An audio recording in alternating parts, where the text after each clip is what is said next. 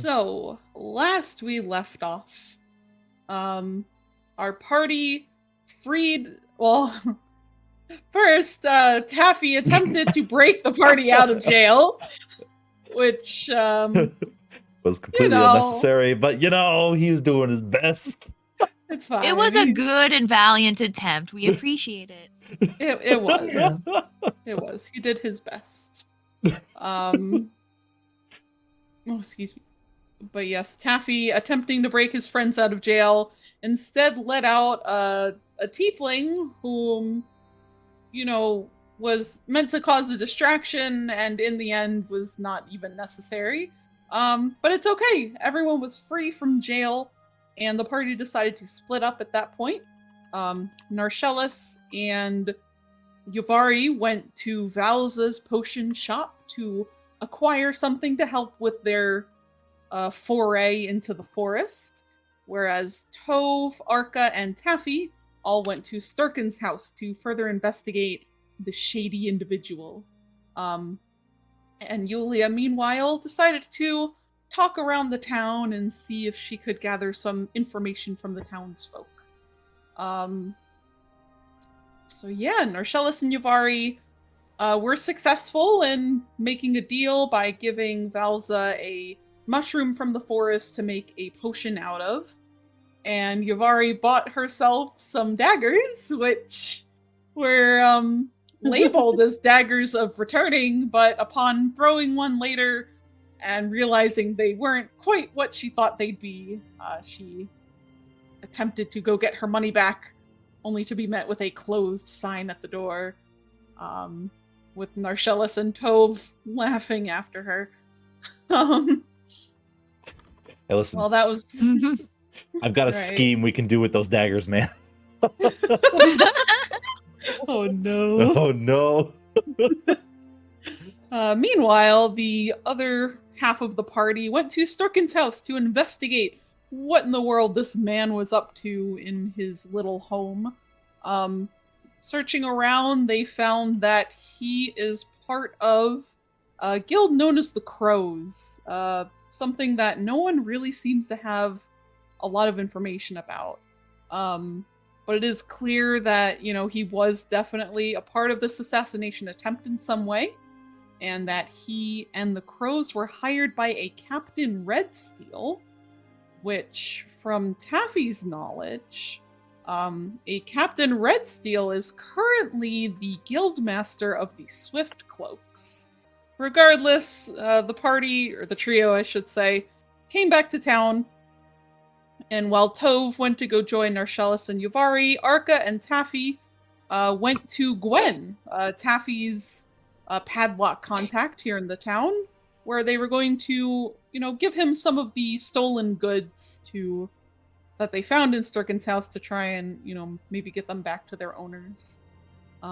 Which is pretty much, I think, about where we left off. Actually, I did forget, the king does have a brother. What's his name? And he, scratches his head, trying to really think about it. Oh, it's Royal Duke. Starts with a G. But I don't remember his name, fortunately. But yeah, he does have, a brother. I don't think he has any kids, though. So, with that, Taffy visibly sighs. He's like, there it is. He's like, well, that's probably not great. That means that either A, someone in the families really wants the king dead to supplant their own little scrunchling in charge, or more likely, Mr. King's brother is aiming to take over, and given that their eldest daughter is 15, and he spins around and looks at Arca, that probably means that, with their window shutting within the next 4 years, it's going to get pretty hectic pretty quick. These paintings were owned by Sturkin himself. Well, I say owned. Clearly he didn't paint these, and I'm fairly certain he didn't purchase them, considering where we found them. But if you can get any information on who painted them, who may have owned them, maybe we can figure out why Sturkin, of all people, had paintings. I doubt it he was just because he appreciates the arts.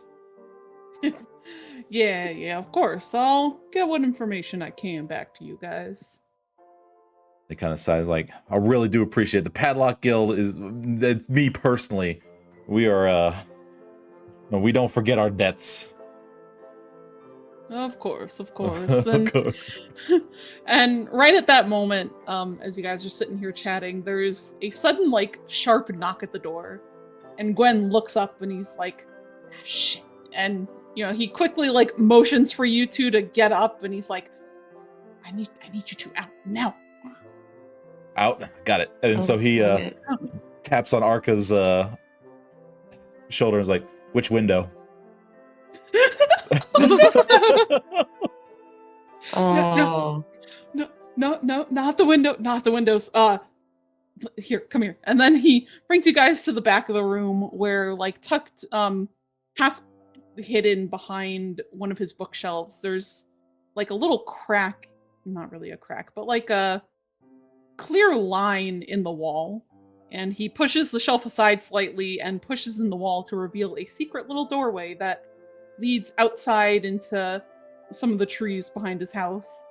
He's like, here, go this way. Just don't go around the front. Gotcha. All right. I'll get in contact with you later, Taffy. Gotcha. No worries. Thanks again. And he just kind of does the taffy shuffle. Taffy shuffle. Outside of the taffy shuffle.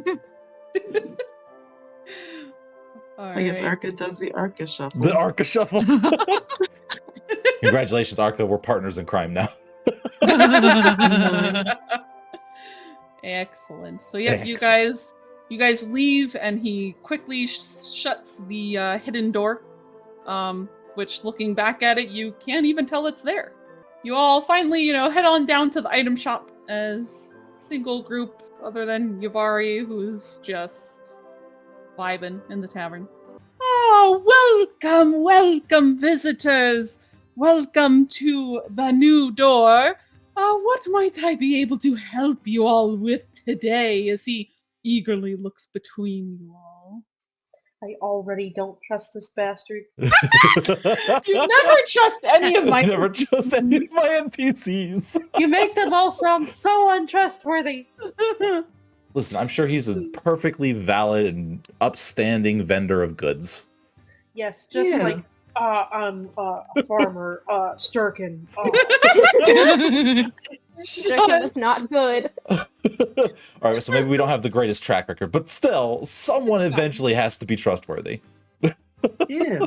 It's fine. It's fine. Mm-hmm. Yes, what might I be able to help you all with today?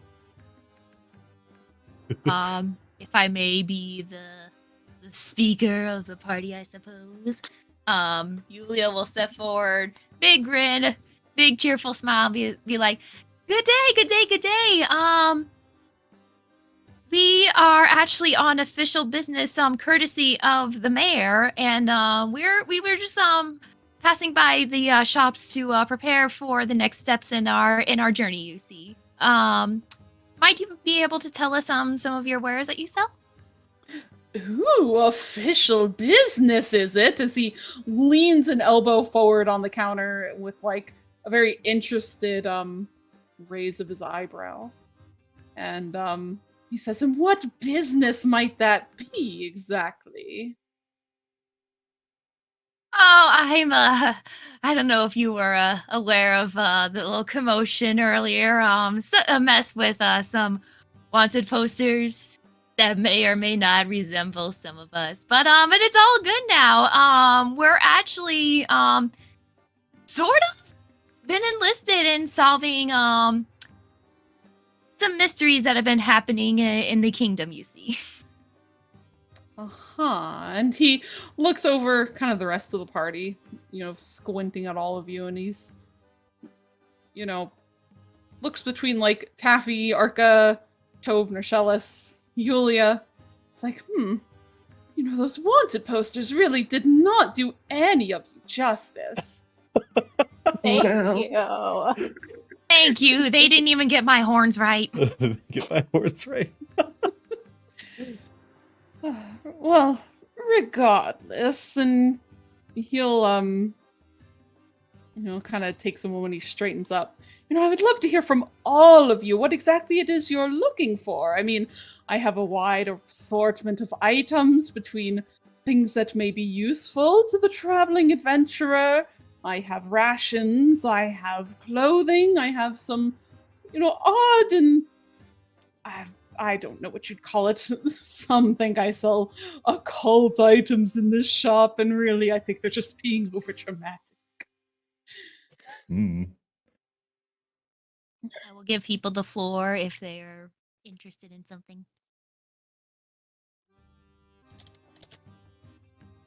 I do have quite a number of, I suppose, interesting items I am trying to sell off today, if possible. I'm gonna let everyone else go first because I have a shopping list. Narcellus is actually going to step forward with the bag of potions. What the potions that remain that they had gotten from the shady people in the forest. I forgot their names. I'm so sorry. It's okay. From Autumn and he's- Asian. He's going to pluck them out of the bag, each one, especially the black one. He'll kind of show and be like, "Would you be interested in buying these by chance? They're supposedly pretty potent." And he'll set down the black one, especially. He's like, "I've heard that this one has been used in alchemic potions. It can probably make you quite a bit of gold. If you're willing to help me part with it. If I need to, I'll be willing to roll for charisma." Give me a persuasion check on that. Okay, and which one is that? Just should be persuasion. Should be one of your skills. Okay, it's living.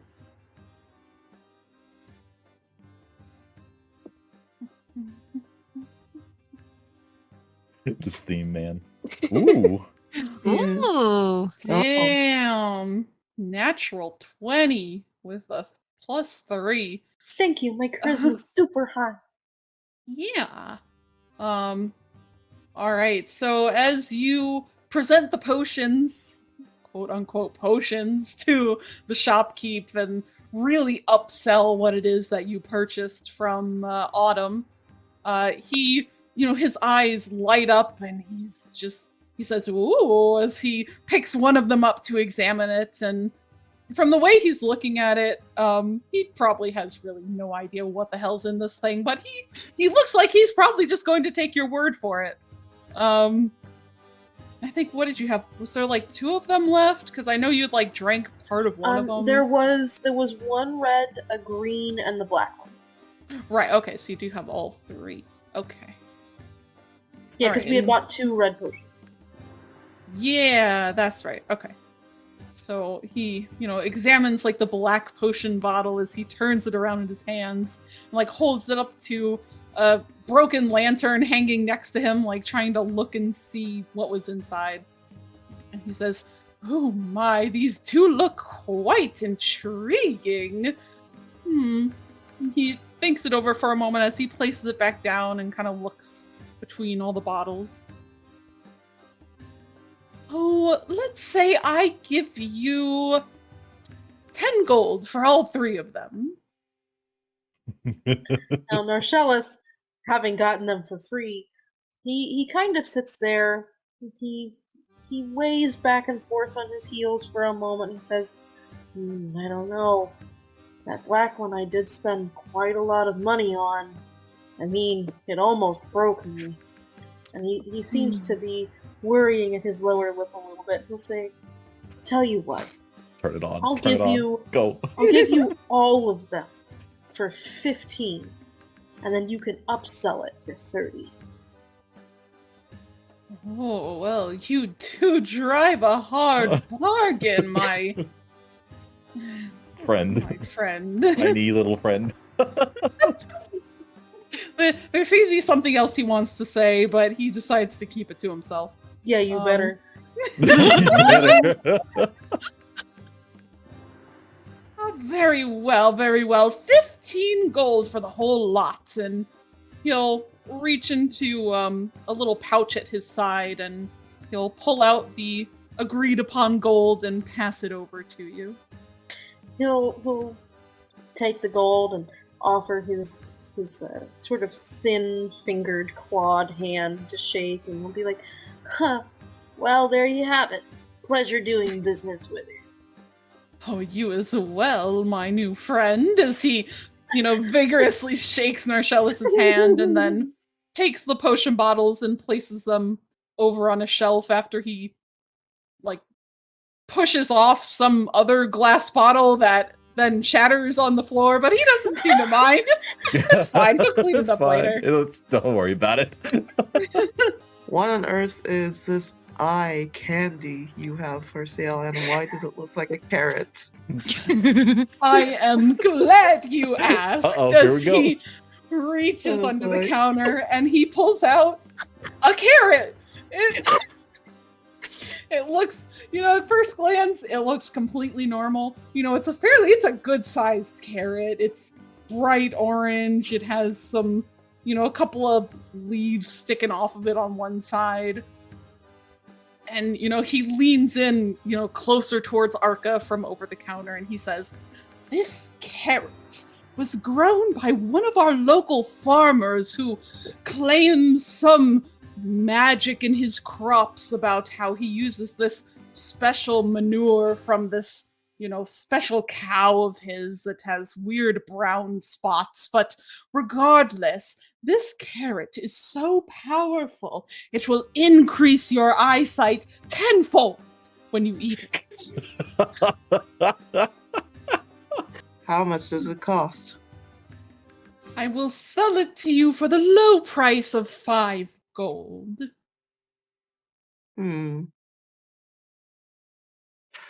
Very well then. Okay, here you go.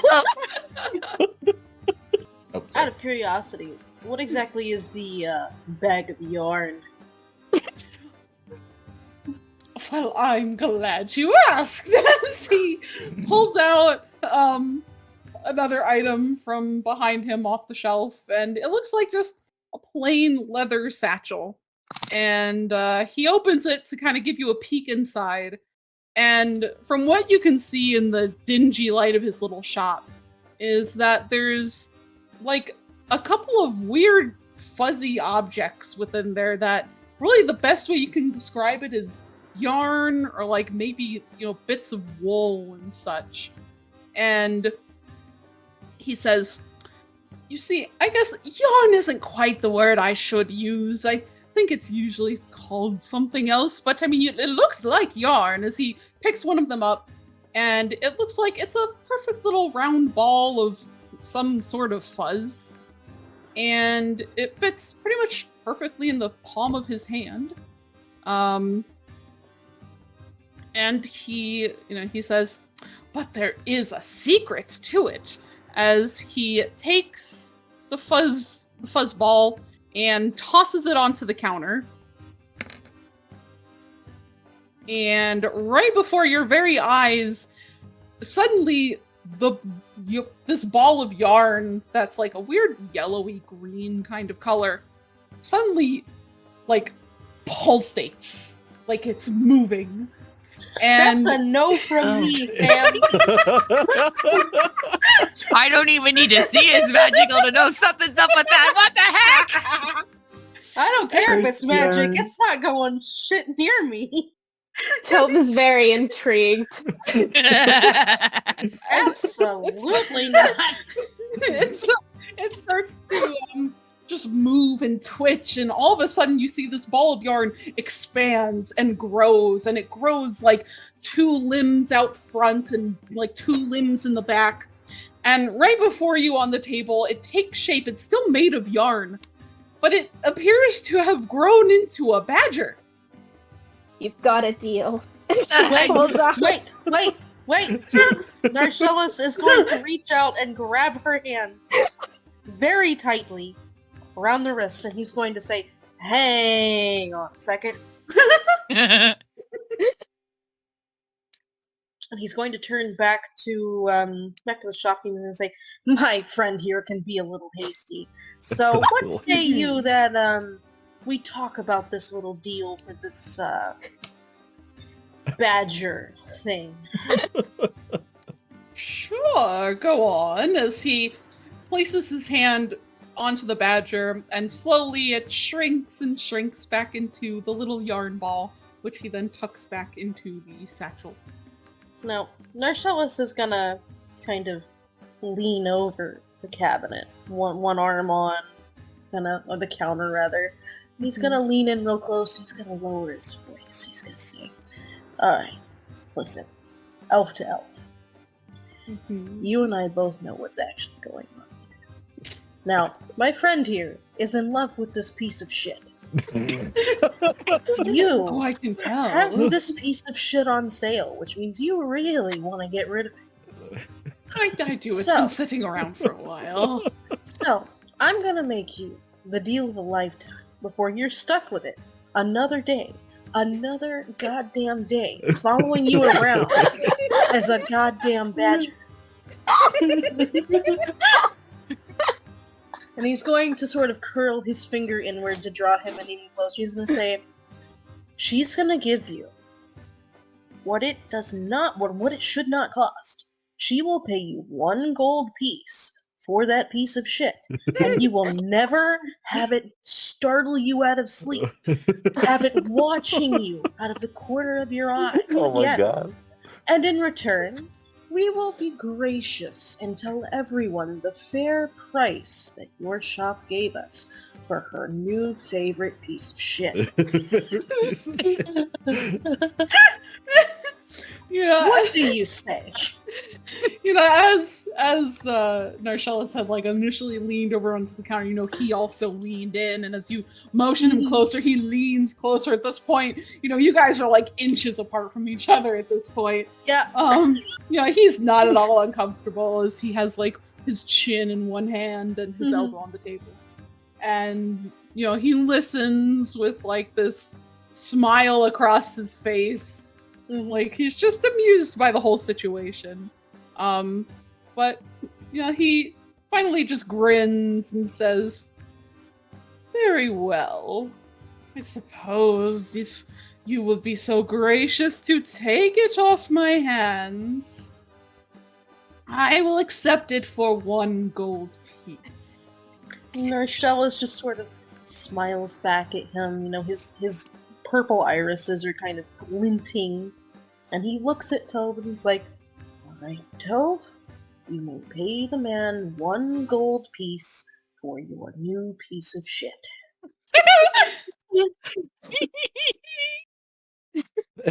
And Tove just reaches back into her satchel and pulls out 1 gold piece, puts it on the counter, and picks up her new little treasure, which is definitely not a bag of shit, and puts it in her little satchel. Which, by the way, he is judging everyone else in this party for not stopping her. I did have him, I did actually want to ask what the ever-smoking bottle was. I'm glad you asked. Oh, God. I wanted to do that every time. Please.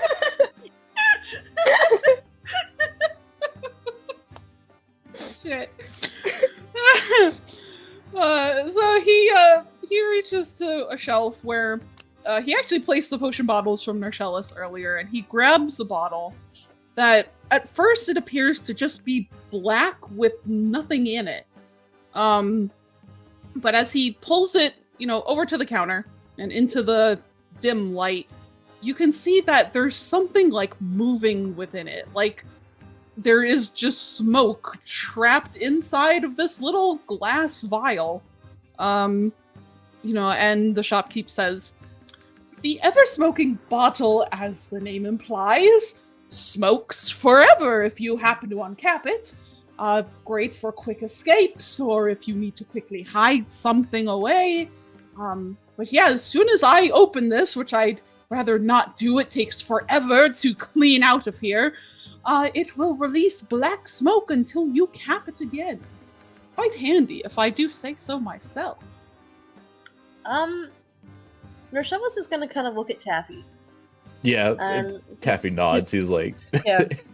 He's gonna lean kind of over and be like, "It seems It's kind of like something we might need if these people that we're looking for decide to come after us. Like, oh yeah, and plus if it's infinite smoke, I could probably make some, smaller containers and put them in there, easily shatterable. We can make our own smoke bombs. That's a good point. And after a minute, he turns back to the moon elf, and he makes a completely straight face. And he goes, "All right, what's the price?" But then he stops and he points at him and he's like, I'll complain." I'll complain. Oh, yes, as he, kind of holds one hand, like the back of a hand against his forehead. Oh, you drive such a hard bargain. And he will, he'll set it down as he taps his fingernails against the glass. And he says, "Well, normally this item is very uncommon and hard to come by. I'm lucky I got my hands on it." He kind of hums and haws to himself as he debates over, what sort of price he wants to give you guys. And he says, "This price is going to be quite a steal from what you might find at some other magical item shop. But I will sell it to you. Perhaps we'll start the price at around 20 gold." Marcellus, looking back at Taffy for a minute, he says, "May I hold it for a moment?"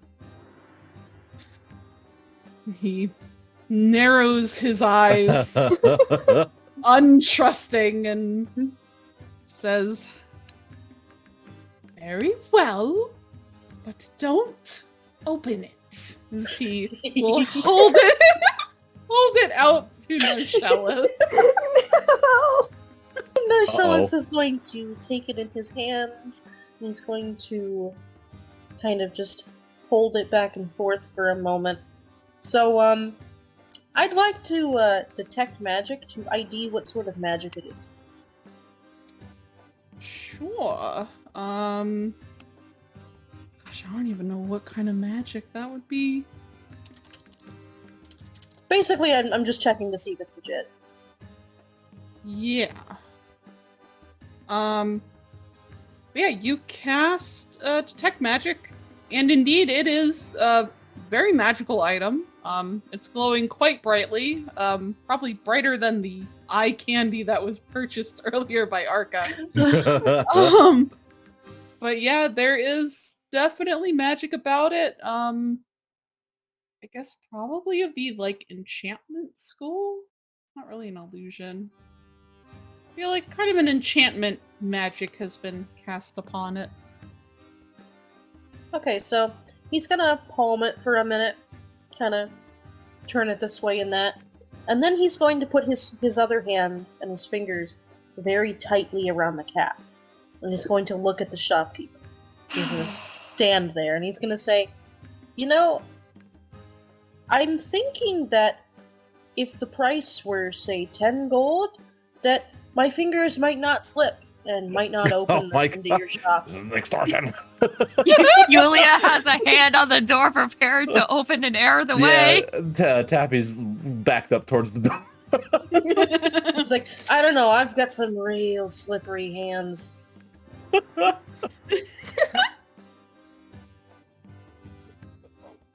Roll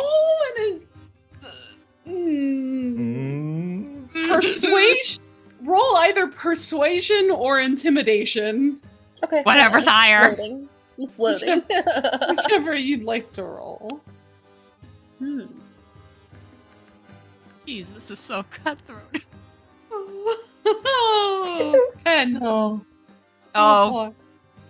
So as you stand there, threatening now to release the smoke into his shop, the shopkeep leans forward on his elbows and tense his fingers with, that smile still just not leaving his face. And he says, "Oh, I suppose I could." And oh God.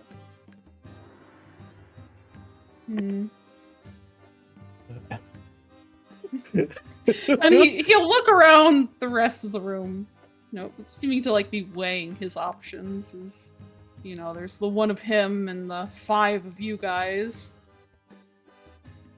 and he's just thinks it over, and Those wanted posters could come back real easy.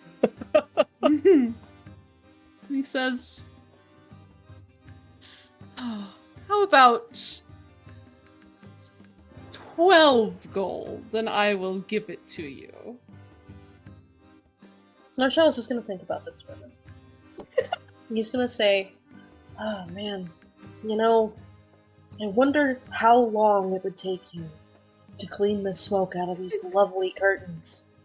Or even worse, what it would do to all that nice beef jerky. I doubt that would taste good at all." And he puts his finger under the lip of the lid, and he kind of lifts it up a tiny bit. Not enough for anything to come out, but just sort of twists it a little bit. And he's like, "You know what else? You let me give you 10 gold for this, you'll be 10 gold richer. You make me give it back, you make me pull the cork out. Well, you've given me 15 gold, and I haven't given you back any."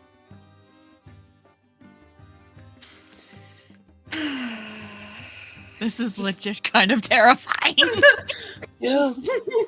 Just lets out a deep sigh. And Tab's like, I'm never gonna be able to come back here again. just kind of. We just got out of jail. We're about to go back. We're about to go back. The mayor's gonna be like, "You're not upstanding citizens now." Yeah. It's like, I can Not only do so law-abiding much. anymore. But he just lets out a long sigh, and he seems to like grumble something under his breath.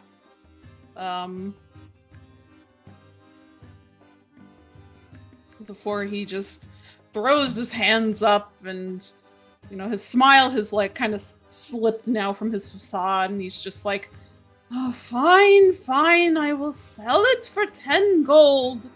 After that, you're all just getting out of my shop. I'm getting a headache." And Narcellus quite happily will then look at Arca, wink, and say, "Alright, give him the 10 gold." Wow. Wow. Jesus. Wow. This... How So about Taffy- you give him the 10? Taffy will slide on up and be like, "Don't worry, I've got this one." And he just kind of puts 10 gold up. Narcellus, in the meantime, is going to look at Arca like, "Well, you can't expect me to pay for this. I'm a growing boy. I have to spend my money on food." Oh. Alright, yep, so everyone has left, and as Narcellus, as you linger behind, he looks over at you and just gives a sort of sigh, just, "Ugh, what do you want?" Narcellus, after a minute, he walks up to the counter and, reaching into his pocket, he pulls out about 4 gold pieces. And he sets them on the counter and pushes them toward the moon elf, and he says, "What exactly is your friend doing in the caves to the north?"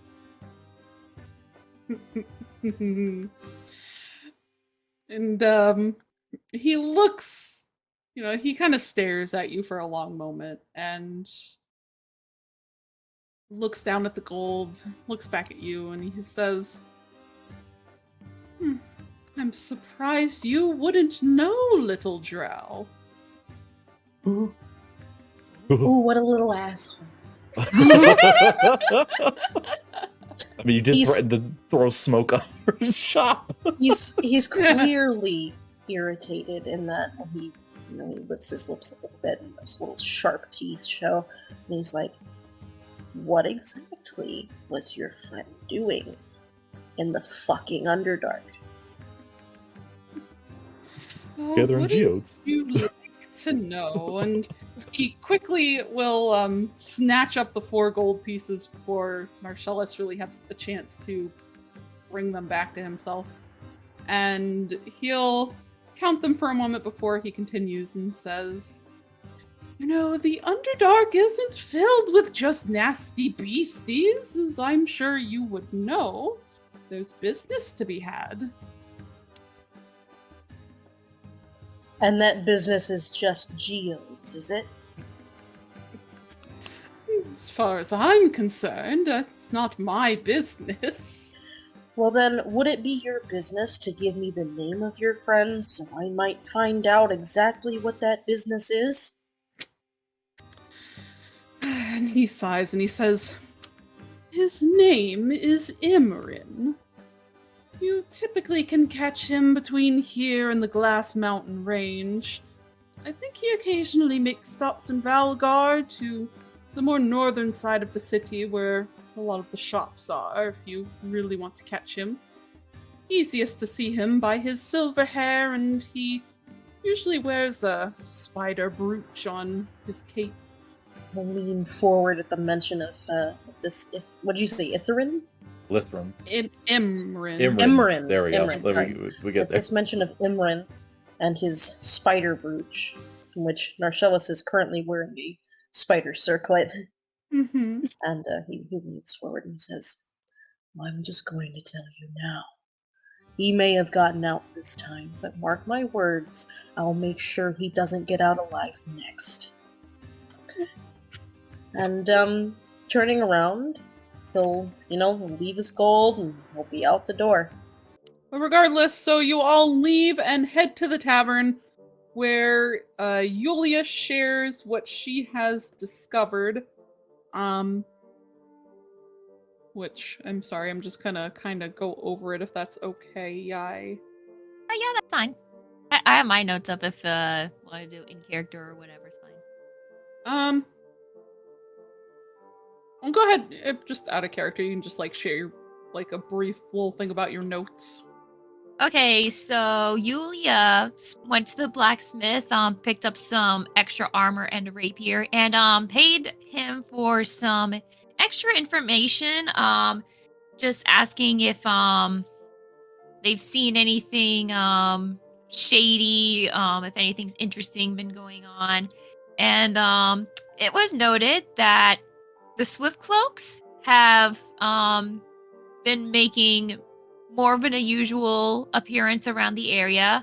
But it's really at night, when the blacksmith is working late, that they notice some people who probably shouldn't be out in the middle of the night, kind of looking kind of shady, have been seen heading off somewhere to the east side of town. So we all know what's on the east side of town. House. But as for asking about Sturkin, as far as the blacksmith knows, he just kind of keeps to himself, and he just came in on seemingly normal business, just repairs on some weapons here and there, and nothing out of the ordinary.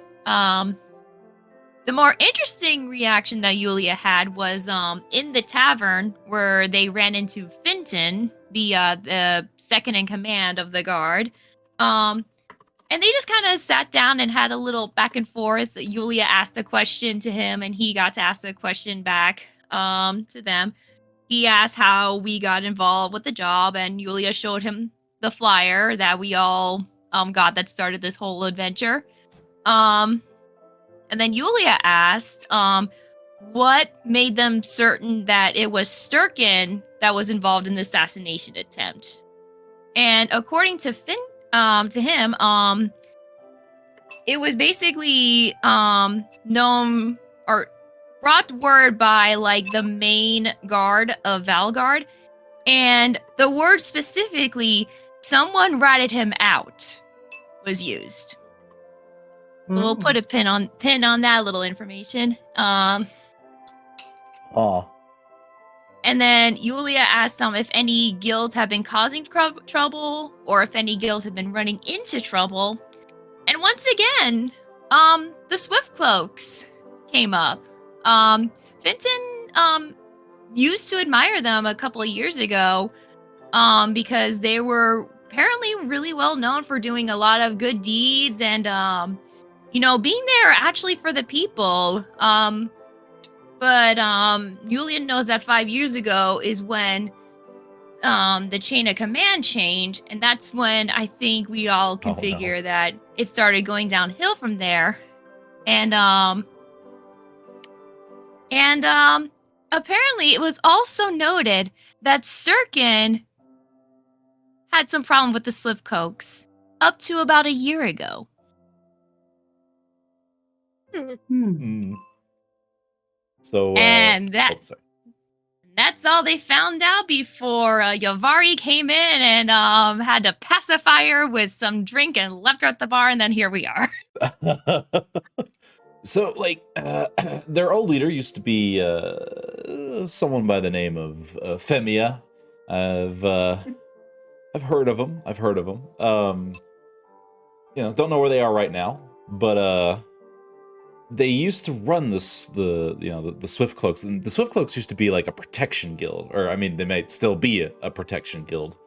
But there's this guy named Redsteel who took it over. The same Redsteel that our friend Starkin knows.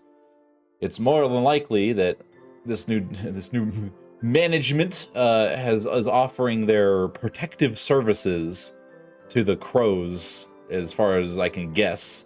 Which means they're going to be heavily armed and heavily armored if we ever have to come to blows.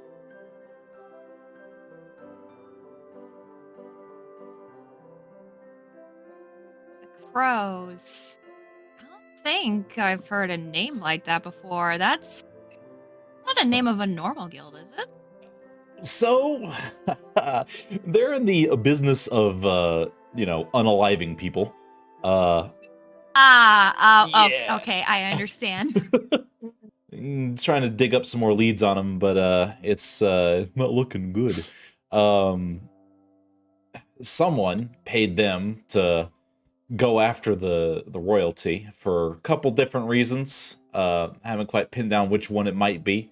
Best guess is either someone in the ruling families that makes all the decisions wants more power, or, and here we go with this one, probably the king's brother.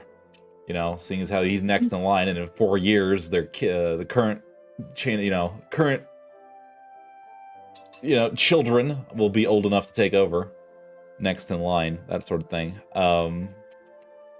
Weird that someone would be gunning after the royalty position, though, seeing as how I don't know how much power it actually has, considering the families run everything. But you never know; there could be some loophole that someone might be able to exploit to give themselves power. It could be a personal vendetta too. I mean, maybe somebody just doesn't like the queen. Oh man, that's even worse, because that means we're getting involved for, because somebody didn't like somebody's dress or whatever. It's like, how dare you? And Tappy just kind of sits there. He kind of has one hand on his head. He is, sort of taking the time to. Actually, we'll say he's currently bandaging his arm up while he's saying all this. He's like, God damn it. And it's because dealing with an assassination group that has also hired a protection guild to, involved in upper level politics is not something that I particularly want to put on my, resume. Typically, you don't walk out of that alive. But I mean, we don't have to get involved with all of that, right? I mean, we're just being asked to bring Sturkin back. So if we find Sturkin, we can drop him off wherever that would be, and then we can get as far away from here as possible. That's what I'm concerned.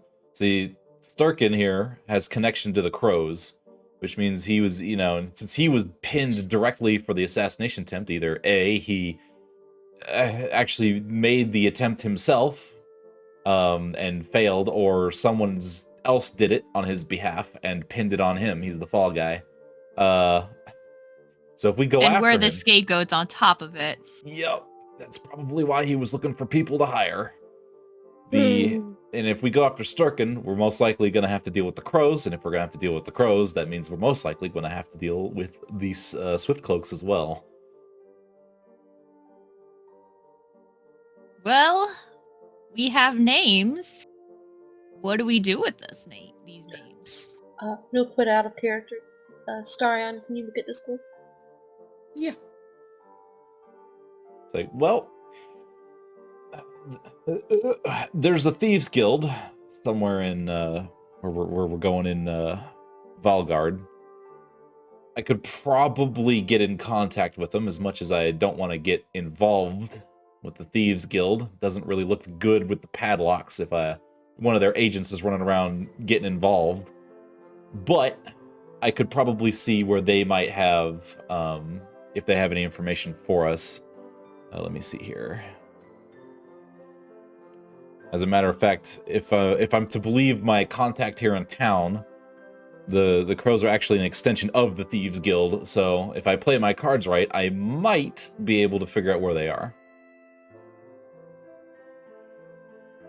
And I do have a very good friend, who is part of the city guard. I honestly don't want to get her involved in anything that might be, well, this is already way over our heads, but I wouldn't want to add it onto her, but maybe I can find out more from at least the inside of if they know anything. Hey, the more information, the better.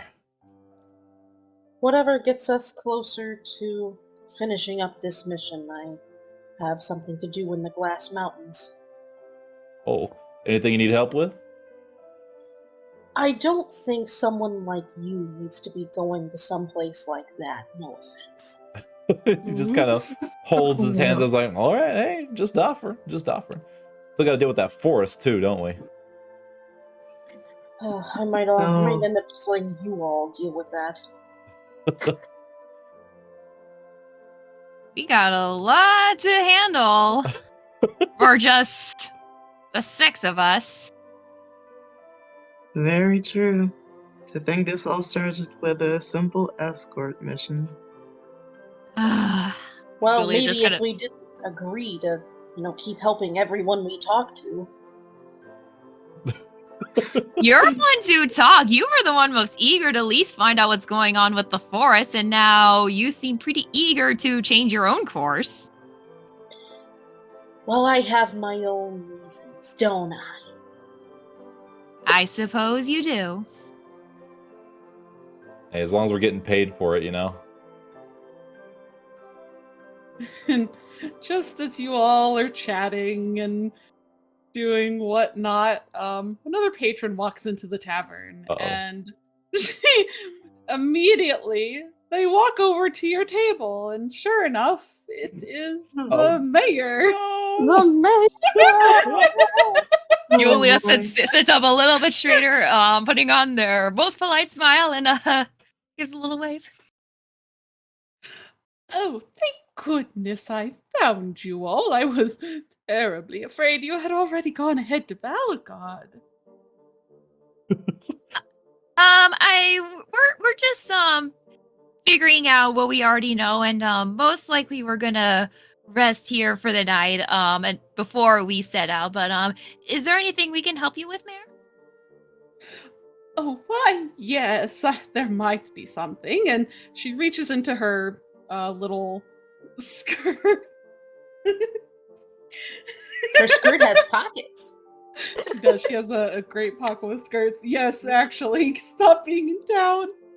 We love pockets and skirts. Oh, you read that, did you? I did. Because Jira reaches into one of her lovely skirt pockets and pulls out a letter. And, it's folded rather nicely. You can't really see any of the writing from here. And she says, I just received word from Eastoft, and I was hoping perhaps I might be able to request your assistance, as Captain Vamptis is currently handling a, what would you call it? Well, they had some trouble over at the prison shortly after you all left, and his hands are quite full. Taffy just kind of stuffs his mouth with whatever food is nearby.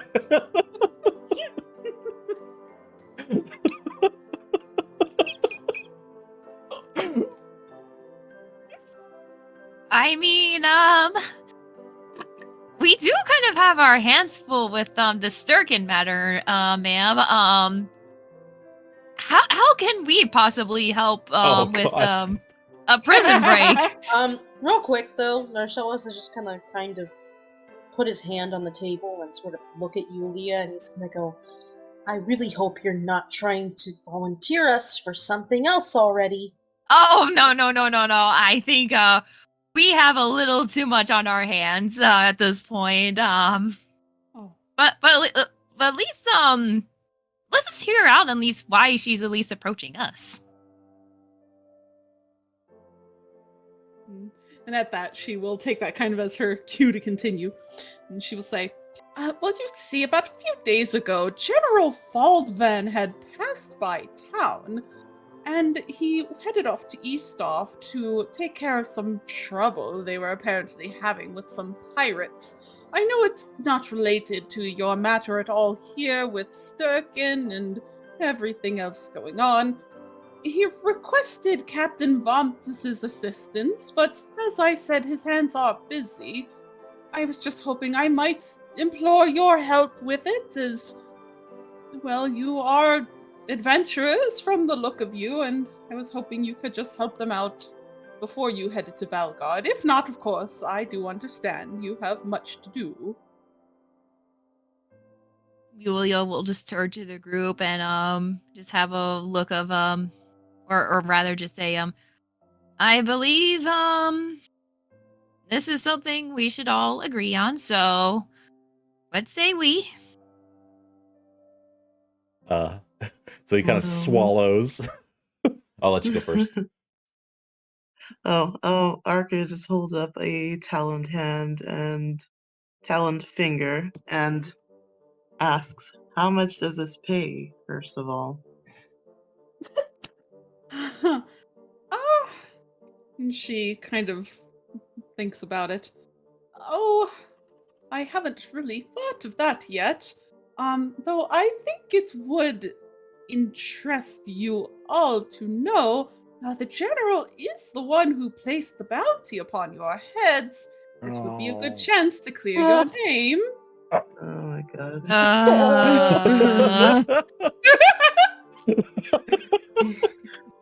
Narcellus, upon hearing this, it's like his spine gives out and his whole torso goes forward, and you just hear the biggest bang as his head hits the table. Tove just kind of looks around at everybody, and then her eyes settle on the mayor, and she says, well, I mean, this could be a good chance to help people, you guys, and clear our names, and, then we can make a beeline from there to Valgard, and it would all, it might work out. I think it might work out. Yulia will look at him, it's fine if you don't want to come with us. You're free to do what you wish, but Narcellus will kind of look at her squarely, and after a beat, he's going to go, I'm sorry, who died and made you the person who decides what we do as a group? Damn. I mean, that's why I asked put this to a vote, but I'm just saying we're not holding you hostage. If you're adamant about going elsewhere, then we won't stop you. It is your choice to make. Yes, but how many promises are we going to make to people that in turn we can't keep because we keep hopping around from place to place? Listen, Yulia did bring a good point up. We have, the lovely mayor as he smiles and winks over to her. He's like, but if we go anywhere else and we've got wanted posters, I can't be pulling strings all that often. I don't have the gold for it. If we're wanted in Valgard, we walk in and we get tagged. There's not going to be a whole lot of opportunity to get out of prison there. It's a lot bigger and probably a hell of a lot more guarded.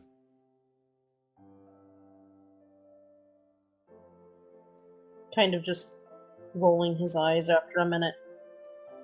Like, he's clearly willing to listen to Taffy, but absolutely not to Yulia at this point. And he sits there, kind of leans back, and he's like, "Oh, whatever, I'll go with you. You'll die if I don't." Oh, absolutely. Plus, if we have having leverage is always a good thing. Next time a bounty comes our way, you can be like, "Hey, remember that time we helped you out with that pirate guy?" That sort of thing. And you see a Tengu makes his way over to your table. I heard you need a And ship. and he moves rather slowly. As you can see, he is missing pretty much his entire right leg. And he walks over and he says, "I can't help but to have overheard your conversation. If you are looking for a way to Eastoft, I can take you in my skiff in the morning." I was kind of hoping to deal with this force thing. Oh. Oh, go ahead. Oh, okay. Arca raises his head in interest at the Tengu. Doesn't say anything quite yet, but Bird. he is clearly curious. Yes, another bird. Bird people. Bird people. Bird people. Bird people. Bird Oh. people. "Oh, and where are my manners? My name is Poe." As he gives you Poe? all a polite little bow. "It is said you may gain the favor to enter the karst there if you seek the storyteller on the eastern side of the continent. If you do Ooh. go, please give this to my mother to allow her to know I am doing well. I cannot make Aw. such a long journey myself anymore." Oh, I'm in tears. Right. Arca solemnly takes the circlet in his fingers, and by the way he's holding it, you can tell like he's treating it as a highly precious object. As he places it into his satchel and nods in response. "Very well, my cousin Poe. I shall tell your mother that you are well. I've never been to the long lost karst that we left, but I would like to go there. And if you could you tell me your mother's name?" But yes, he seems happy as you take the circlet from him. And like this whole time, the rest of the party, I don't think any of you know this language, so you Nope. kind of just hear them talking No. in Nope. what sounds almost like you want to try and interpret it as a language you know, but there's so many like different sounds and noises of like chirps and squeaks and clicks and squawks that you can't really follow the conversation at all. But regardless, Arca, Poe will respond to you and say, "My thanks, cousin. My mother's name is Chunhua. She has feathers much like my own. And the karst itself is quite a beautiful place to visit. I do always encourage our cousins and kin to visit if they get the chance." Excellent. So you're gonna go talk to her. I know Yulia, you're gonna go maybe hit up the barkeep. Actually, Unless I'm she wants to do gonna something. change direction. Yulia will pass by the barkeep, point Yavari, and give a questioning like thumbs up, like, "We good here with her at least?" Good. Just passed out on the. He's just like, working on cleaning up a few things off the counter and putting some things away. And he sees Yulia, looks at Yavari. He just shrugs and gives a thumbs up, like, "Yeah, I think she's fine. It's fine." Okay. Then with that, Good. Yulia will actually just go ahead and make their way to the stage. Make at least try and make eye contact with one or both the musicians. Hold up their lyre, and kind of mouths mouths to them, "May I join?" If, assuming that they're still playing. Excellent. All right. Taffy, Arca, Narcellis, what are y'all doing? What are you feeling up for? I don't know. What are you feeling, Arca?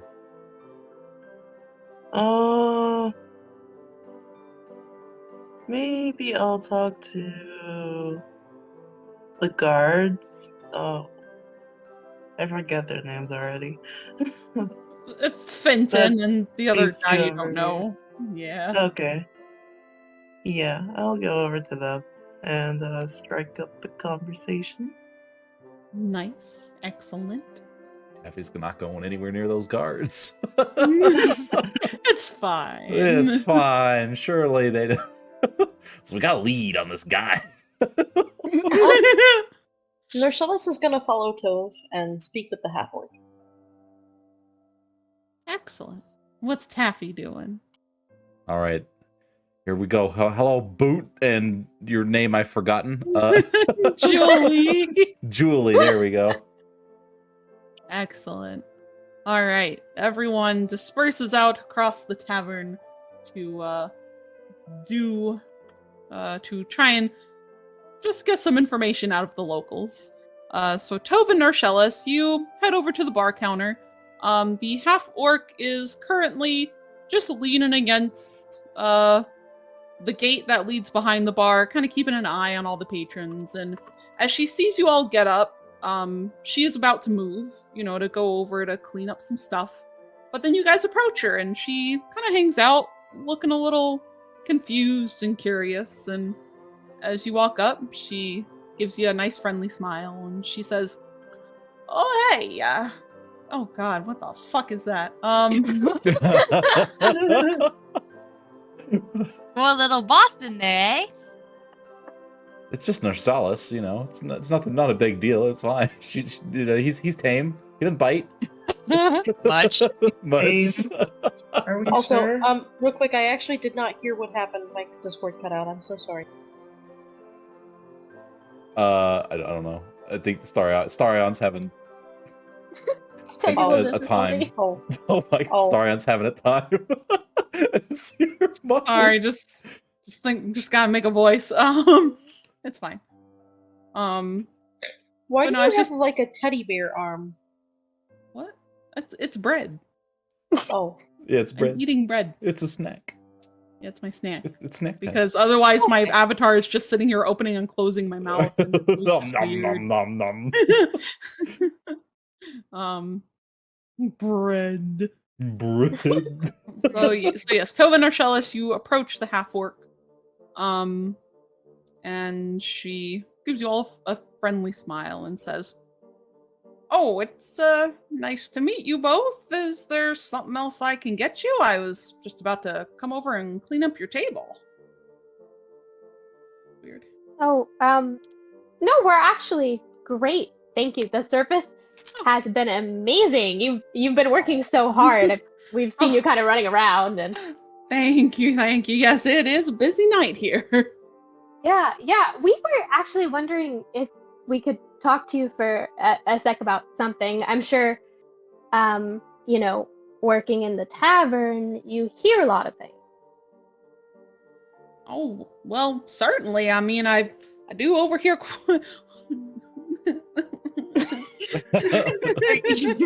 Are we good? No, I'm never good. Understandable. Oh. Just commit. Just commit. God. Sorry, what was your question, Tove? You were asking, saying she Oh. might overhear a lot in the tavern?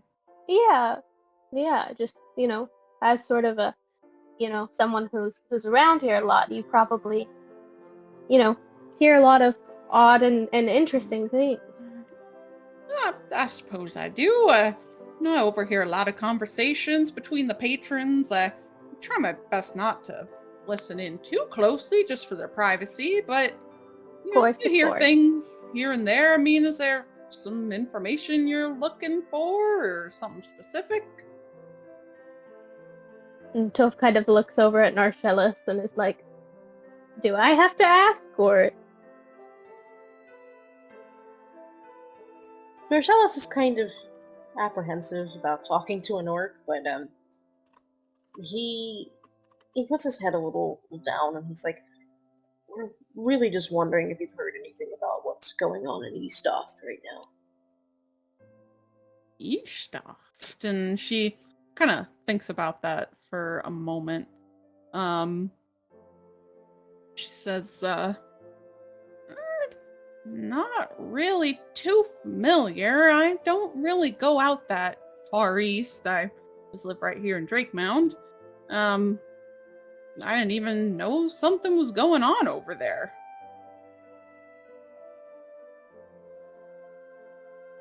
What about the woods outside of town, the forest? Have you heard anything about that? I heard it's spooky. I don't trust forest much myself. Those forests are coming out and steal your gold.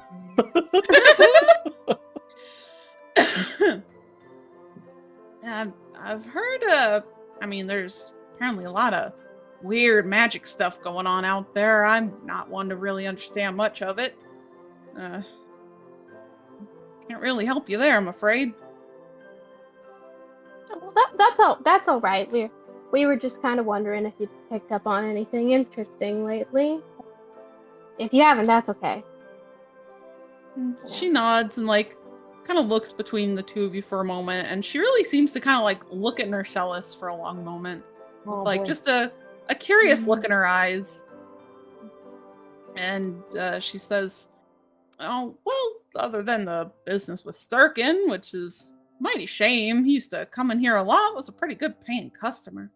Other than that, everything's been pretty quiet." And she trails off, and then she kind of focuses on Narcellis as she says, ah,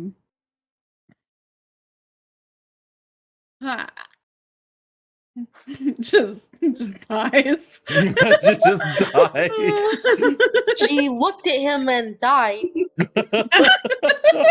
He's too powerful. Oh my god. And she'll look at him for a long moment and say, I'm surprised to see you this far out. I don't tend to see a lot of elves past Valgard. And he's like, "That can't be true. We've heard that the captain or the general is an elf, and I just came across a moon elf, and he's being purposely obtuse." And she kind of raises one eyebrow at him and she says, well, suppose I mean more half elf. And she just looks at him with an emphasis on the elf. She's implying she might know what the other half is. After a minute of kind of just being completely still, Narcellis kind of looks at Tove for a minute, and he's like, "Tove, I'll talk to this lady if you don't mind stepping away for a moment." Uh-oh. Oh, no. Oh no. What do I do? Don't. Because here's the thing, Narcellis does not have a good track record when it comes to talking to people alone. So the decision I have to make here is we either get kicked out of the tavern or we get kicked out of the tavern. So I mean, she makes his decision. If she wants to stay, she can stay. He's, do what you think Tove needs to do. Well, I think Tove is a little concerned about what's going on between the two of them, and particularly the way that the barkeep was sort of eyeing Narcellis in a way that didn't exactly seem unfriendly, but wasn't particularly she didn't pick up on that it was particularly nice either. And so Tove just looks back over at Narcellis and says, "I think I'll go and talk to these people over here. So she starts kind of walking away, but she's really not that far away, and she's really not going towards any people. It's mostly just My gosh, bless her. towards the Love bar. She starts busying herself with with some of the mugs over here. She pulls out like a little cloth she has tucked in her bag and sort of starts shining one of the mugs to keep an eye on him. So once Tove walks away, even though she hasn't walked away, Rochelle just kind of says, "How did you know I was a half-elf?" And she looks at him for a moment, and she says, "Well, I don't know where you're from exactly, but I'm from." God, I can't even say this fucking.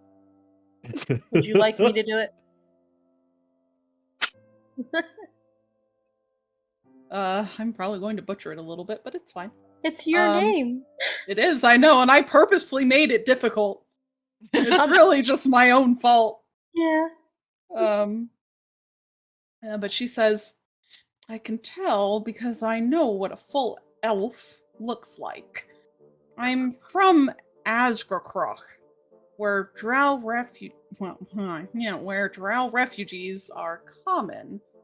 And, well, you don't quite fit the bill. But I don't mean that in a bad way, of course. Just that, be careful." No, Norcellus is a bit taller than most drow, by that he's not, 5'4", 5'5". He's about 5'7". But he thought he hit it pretty well. He's got pretty long ears, he's got purple eyes, he's got the red hair. I mean, yeah, his skin tone looks pretty human. It's very, flesh colored. But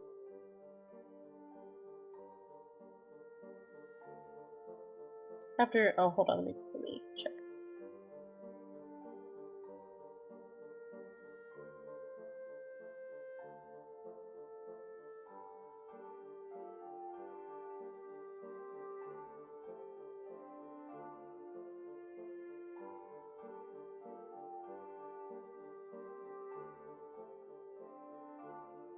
And a hush. Just Tove leaning over the corner, like totally not eavesdropping. within Sorry about that. Save range. So he's just kind of like, "Well, safe to say I don't know where you're from or why people like me happen to be in this place. How could you have come across drow?" She looks at him for a moment, and there's kind of almost a sad look in her eyes. As if, it's kind of like, oh, he doesn't know. And she shakes her head to him, and she says, "I hope you don't have to find out." And she'll reach to what appears to be a necklace hanging around her, and she'll pull it off and hand it out to him. And most of it have been kind of hidden under her blouse. But you see this necklace is like a simple piece of leather used as like the what do you even call it? Rather than twine or like a chain or anything. Yeah. And it's holding what appears to be best described as like a talisman. It's carved in how would you even describe it? It looks like a face. Like a beastly sort of face with like fangs and like lips curled back in a snarl that looks like a mixture of a human and a beast. It's really hard to tell, but she hands it to you, or she holds it out to you. And she says, "Either way, have a safe trip and steer clear of the dwarven scum. This should help protect you on your journey." He's obviously a little shaken by the cryptic description. But he looks down at the talisman, which something kind of feels uncomfortable in him when he looks at it, like something doesn't want him looking at it or considering it. And as he sort of brushes his thumb over it, though, he does eventually wrap the leather around his vambrace and kind of, keeps it there, and sort of nods his head and just says, like, a very quiet, like, not thank you, but like, it's obvious that's what he means. But after a minute, with Tove so close by, he picks his head up and just sort of says, "Well, I don't know what you're talking about. I'm a full drow, and I don't really need to explain myself to you." And he turns back, trying to save face, and goes back to join her and says, like, they really couldn't offer us any information. Tove obviously heard not the whole conversation, but a couple of bits and pieces, and enough to know that whatever their conversation was about definitely unsettled Narcellus a little bit, but kind of picking up on the fact that he just wants to move on and move forward, she kind of nods her head and says, "Yeah, well, that was a bust. Who else can we talk to in here? It seems like everybody else is pretty handled. I mean, somebody has to know something about Eastoff, right?"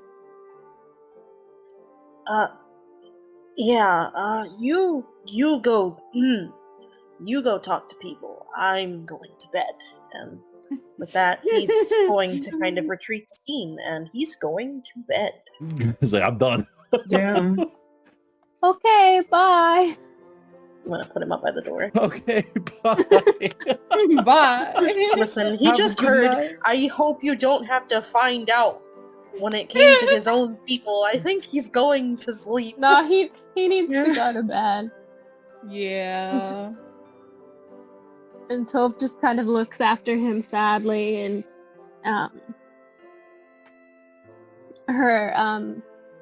her own like hands kind of fold into like the fabric of like her robes, and she finds inside a pocket that is close to like on the right side of her, this like little like a wooden string of beads, and she sort of like palms them a little bit, and then like in worry, as almost to kind of console herself, and then decides to make her way towards, let's see, I think she's going to go and join Taffy. Oh, thank God.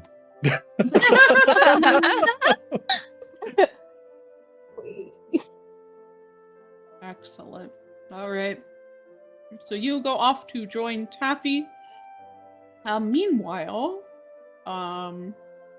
Yulia, you Yes. approach the stage, and the bards are just doing their thing, playing along. And as you show them your lyre, they kind of give you a curious look. You can see the two bards standing there is a dark-skinned Aketsa woman, and what appears to be a gnome. He's rather short with like bright vivid orange hair. Holding like a very tiny little lute in his hands. And the two bring their song to a close. And the gnome is the first one to kind of acknowledge you, and he says, "Well, another bard of the trade. What can I do for you, friend?" Oh, good evening. I was hoping that I wouldn't want to intrude if this is a private stage, of course, but maybe if you're interested in forming a little ensemble, I'm pretty proficient in most common tavern songs. If you don't mind an extra addition for a little bit. And he kind of looks back over at his human partner, and she just kind of gives like a huff and doesn't really seem all that pleased. And meanwhile, the gnome says, "Ah, sure, I'm sure my partner won't mind, will you, Zal?" And the human just looks down at him with a scowl, like, "You always do this, Gavin. Always." Always. Well, you gonna Always, skip the Gavin- promise? Lasky. Gavin just gives like an innocent little shrug with like this shit-eating grin on his face. And he's like, "Ah, come on. You know it's always more fun with more bards. It always gets a little crazy in here, don't you think?" So he motions, despite his the human's displeasure, he motions Yulia to come join them on stage.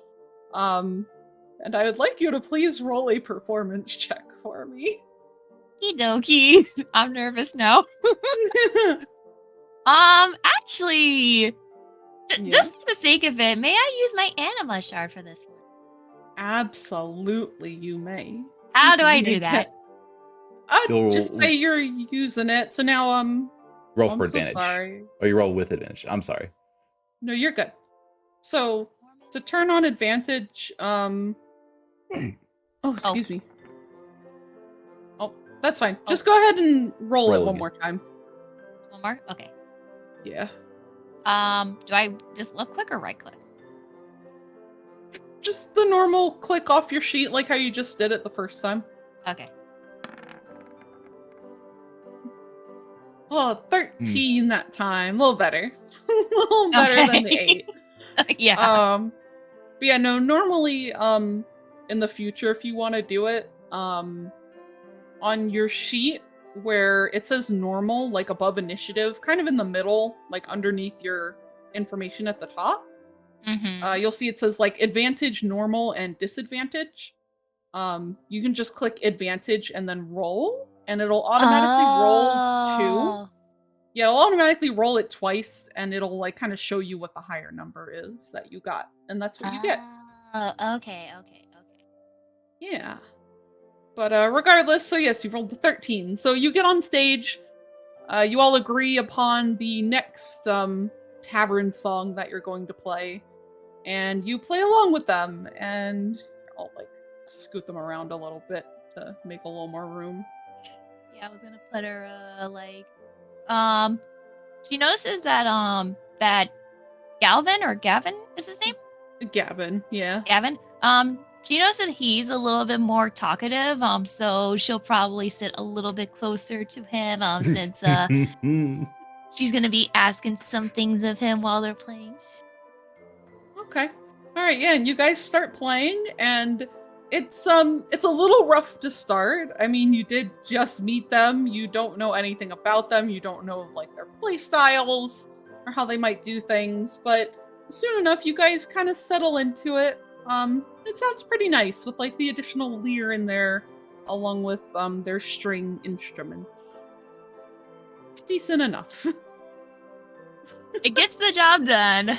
It does. Not making a fool of themselves. So then they're very proficient at playing and holding conversation when they need to. So they can keep their eyes on like their instrument or just looking out the crowd on occasion. And she'll kind of whisper just loud enough for Gavin to hear. So I imagine that you're pretty familiar with the people here. Have you noticed anything out of the ordinary lately? And Gavin kind of takes a moment to think about it as he strums along his lute, and he says, "Anything weird? Can't really think of anything around here, but I'd probably steer clear of Eastoff for right now, unless you're looking to get caught between some swords."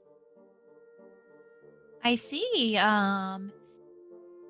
What's the word am I looking for? Internal affairs that are going a little awry.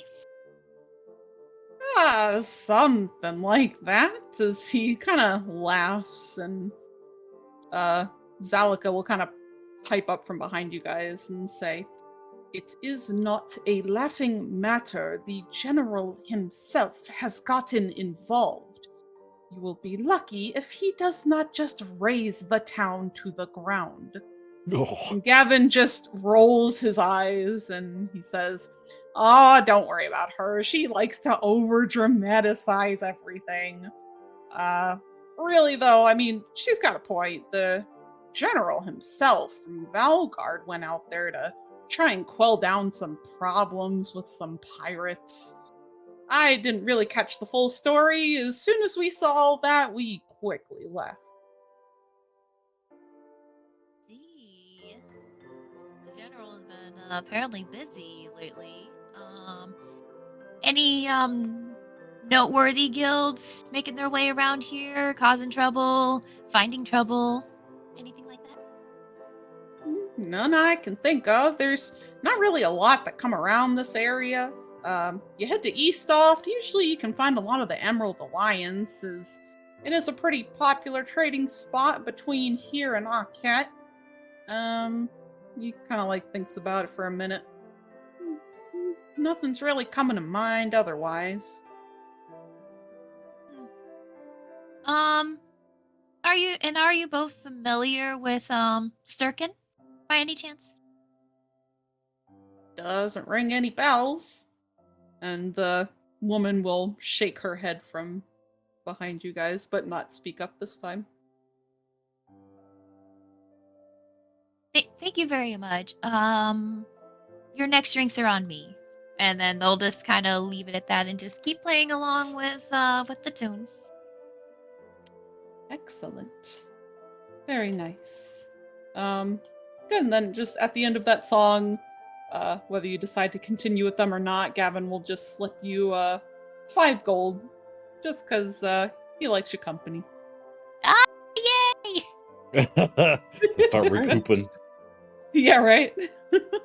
I think Yulia will join for a couple more songs and just keep an eye on everyone else as they're at their places in the tavern. Excellent. Sounds good. All right, then we move on to Arca. As the group disperses, you walk across the room and decide to have a seat down at the table where Fenton is sitting with a fellow halfling.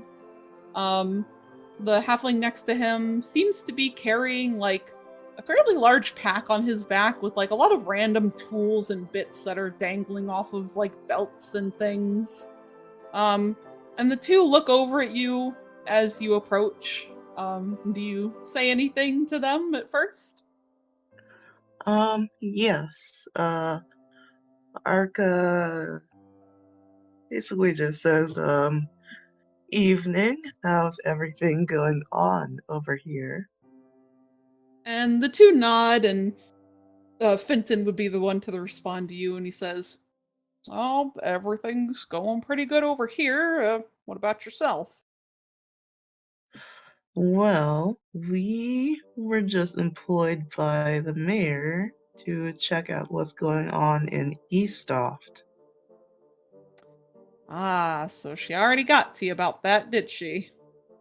She did. Know anything else about it?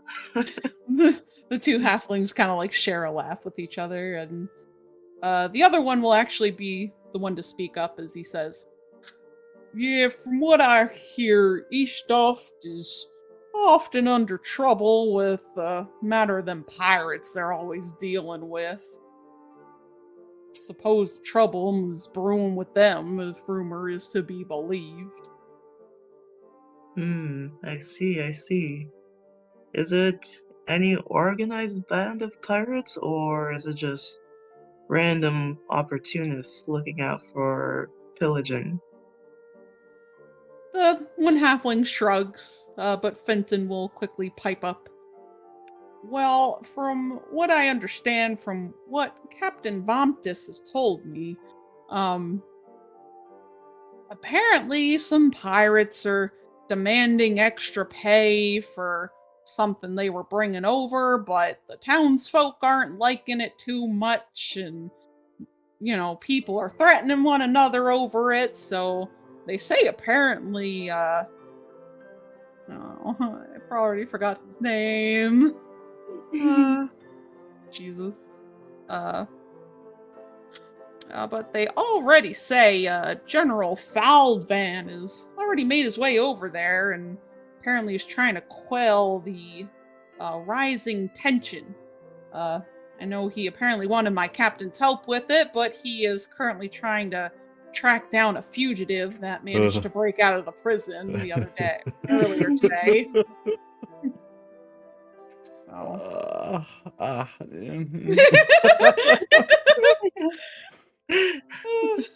Taffy feeling the bad vibes from right over there. It's like, ooh. Yeah. Okay, let's see. So, oh god, I forgot what I was gonna ask. It's okay. Take your time if you need to. Let's just go with... So is there any other information about Eastolf that I should know? I've never really been there, never had a reason to go that way. And the second halfling will respond to you. It's nothing to really see out there, just your typical little fishing, trading village. I don't know. Really nothing's ever stood out to me much about it. I've been there a few times, do some traveling work, repairing tools and the such. I think the most interesting thing there is just the stuff they bring in from Akhet or wherever it is the pirates or other sailors travel to. Been pretty dangerous from what I hear because of the God's Eye, of course. The God's Eye? What is that? Oh, wait, is that the... Okay. I forgot it was on the map. That's okay. Let's hear it from him. That's fine. Well, the God's Eye, that's that giant whirlpool out in the Dreadtide. Most sailors don't go anywhere near it, since, well, it's bound to drag your ship down to the bottom of the ocean. But some crazy captains or pirates will still travel pretty close to it for the sake of money. And I guess they did just that, so now they're trying to demand more money for what they brought over. I see. What did they bring over anyway? Is it some kind of the usual wares or what? No idea. And Fenton just like nods his head with like a shrug of his shoulders as well, clearly just as uncertain about what it was they brought. Interesting. Well, I suppose we'll have to find that out whenever we get over there to Eastsoft. Yeah, and I really appreciate you guys agreeing to help out, by the way. Well, yeah. Yeah, you know, I was here Yeah. to help. Totally not motivated by other means. Nope. Yeah. All the goodwill of our heart. You're welcome. You're welcome. Goodwill of our reputation, you mean? They don't need to know that. Okay, I think that is most of what Arca will get out of them. I guess let's have him ask. So he turns to the other halfling, but whose name he doesn't know yet. So you said you do repair work, yes? That I do. Interesting. Okay. Any unusual activity of late? Kind of like gives Arca a weird look. Says, none that I really know of. Like, do you mean weird people I've helped, or? Yeah, weird people you've helped, or unusual jobs, like out of the norm, something along those lines. He like thinks about it for a minute, probably trying to recall, whatever jobs he's done lately. And he just gives a shrug, says, nothing's really sticking out to me, I'm afraid. Kind of just typical work for this area of the kingdom. Okay, fair enough then.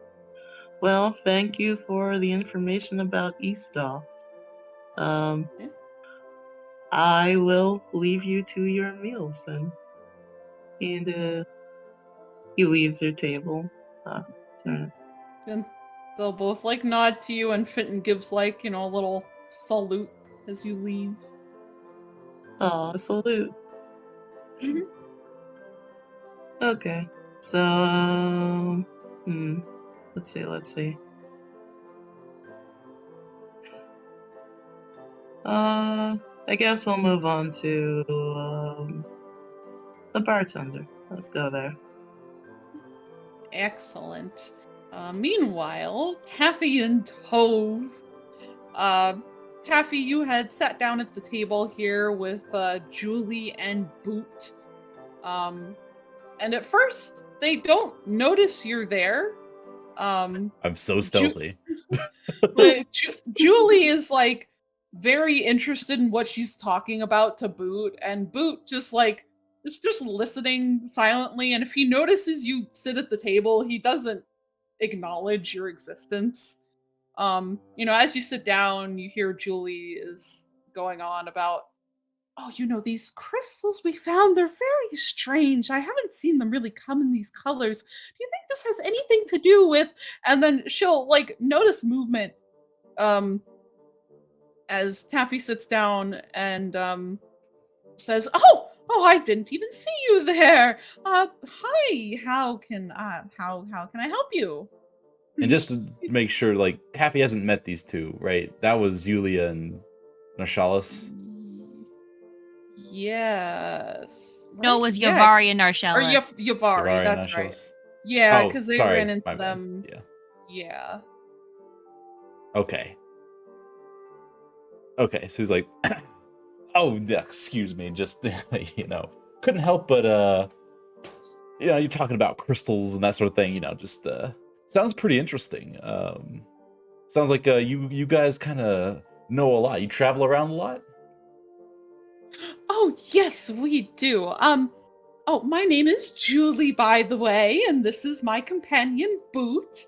And Boot is just sitting there silently, just staring at Taffy without really much of an expression on his face. It's like, he's got a pipe sticking out of his mouth that he's just smoking from. He's just silent. But anyways, Julie will continue on. She says, it's very nice to meet you. Yes, we were talking about anima shards, in fact, and how I think that there's a lot of hidden potential in them, because a lot of researchers these days don't really understand how they're formed or how they work exactly. So Boot and I here are out right. Boot and I are out here researching these crystals, and she kind of goes on for a minute about anima shards and how they're so fascinating, and how she finds them a lot of the time around areas of high density of anima. And around this time, Tove, you come and join the table as you just see this half elf just talking to Taffy, who just doesn't have a chance to get anything in, a word in edgewise.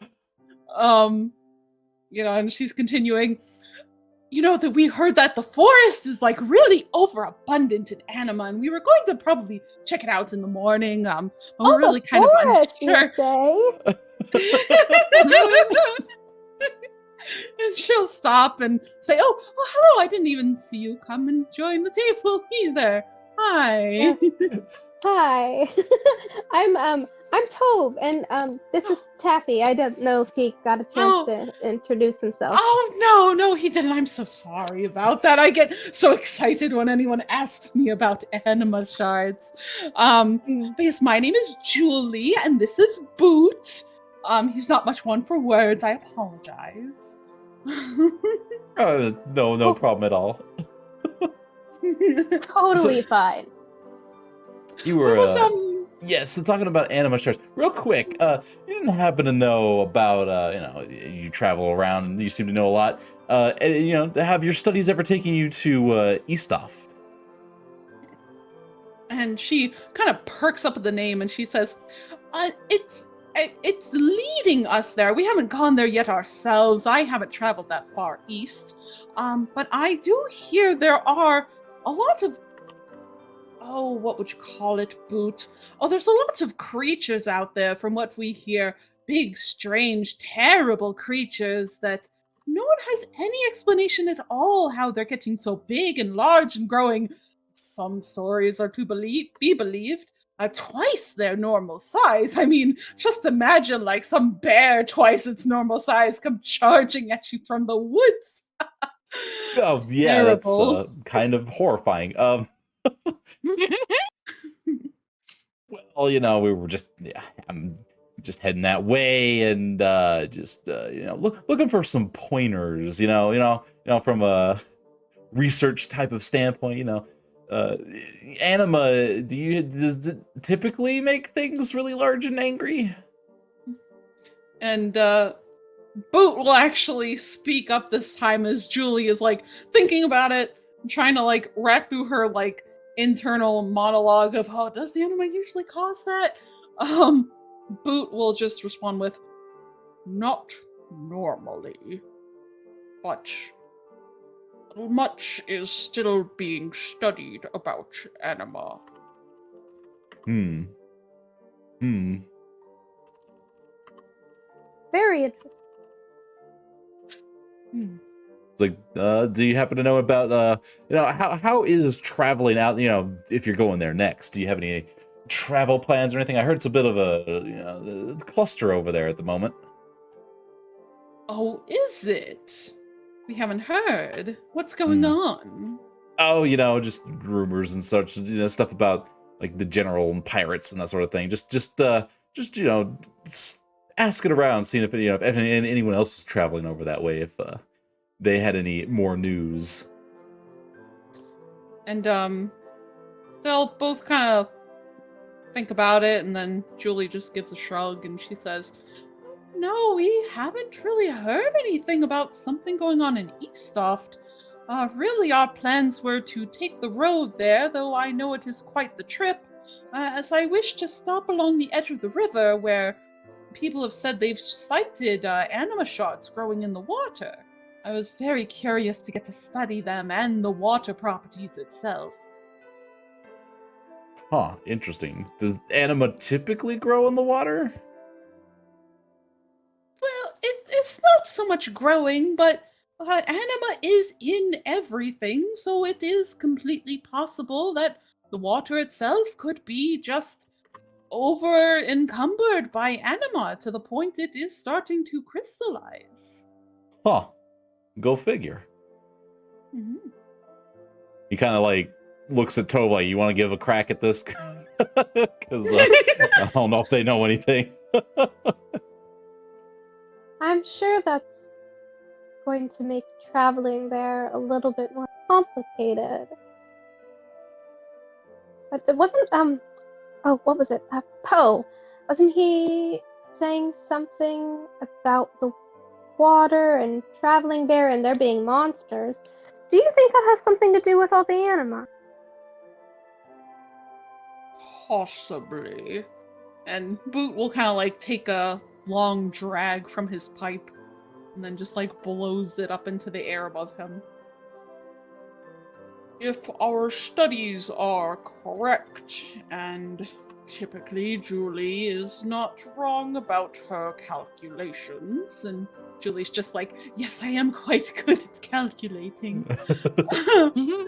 Boot will continue.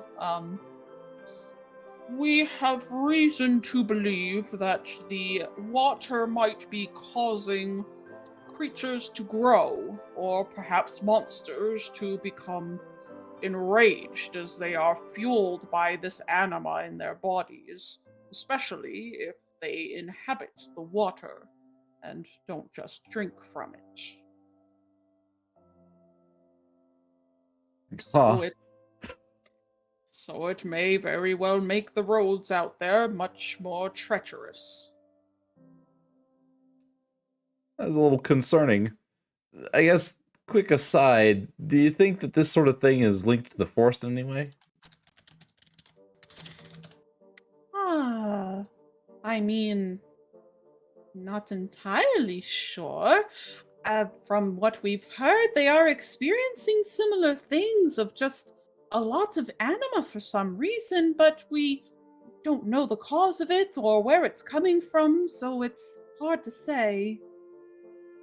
You should be sure to be careful out there. We got near that forest, and it has an effect on you.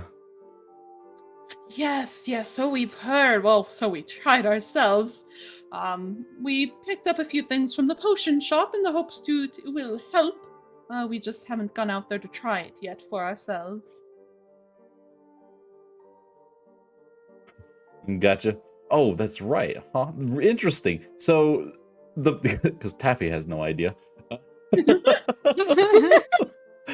like, oh, so the potion shop can make us whip us up something, let us protect us from the effects, huh?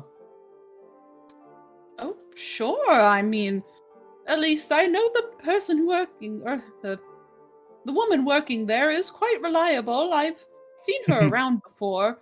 Oh yeah, But yes, reliable.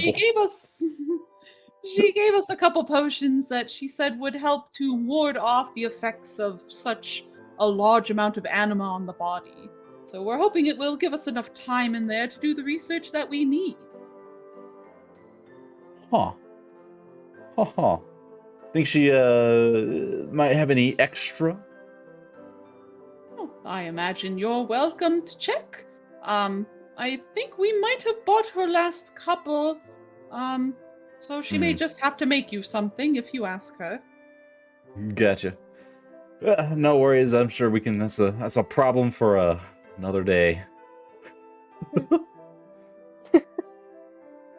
And you just kind of leave Tove if you want to make any last interjections there. Oh, right. I think Tove will just kind of, obviously be listening, and then she'll say, "Well, regardless, be safe on your journey. It's a lot different with, the how many of us are there?" So, like, it's counting, like pointed at everyone at the bar, like 1, 2, 3. Six. There's 6 of us, right? Mhm. Yes. Okay. It's hard enough with having 6 of us traveling, but just the 2 of you. You should be careful. Yes, we definitely will be, and all of you do the same as well.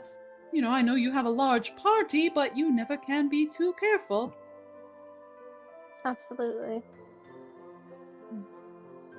Was there any other questions you all had? Otherwise, we have some work to do tonight still. Oh, What? yeah, we're good. Thank you very much for your time. Julie, was it? Of course. Yes, and Taffy, Tove, it was nice meeting you too. But of course. Stay safe out there. Nice You as meeting well? you. Yeah. You as well, Boot?